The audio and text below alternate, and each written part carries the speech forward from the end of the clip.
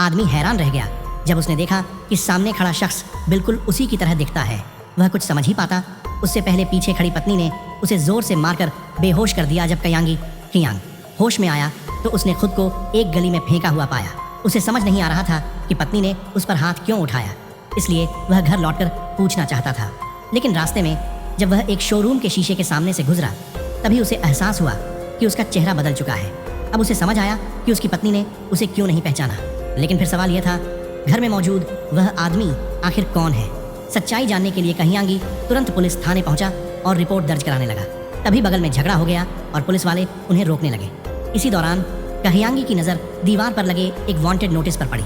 उसने देखा कि उस पर छपी तस्वीर उसकी ही थी।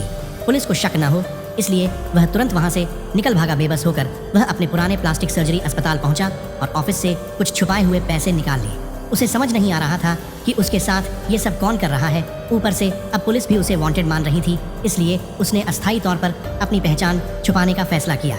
लेकिन उसे यह नहीं पता था कि इस सब के पीछे वही दाढ़ी वाला आदमी है जिसने उसका रूप धारण किया है। वह दाढ़ी वाला लंबे समय से उसकी पत्नी शियाओ मेई को पाना चाहता था। इसी वजह से उसने कलियांगी को बेहोश करवाया और उसका चेहरा एक वांटेड अपराधी जैसा बनवा दिया। फिर उसने खुद को कलियांगी जैसा बना लिया। लेकिन दाढ़ी वाले की आदतें कलियांगी से बिल्कुल अलग थीं।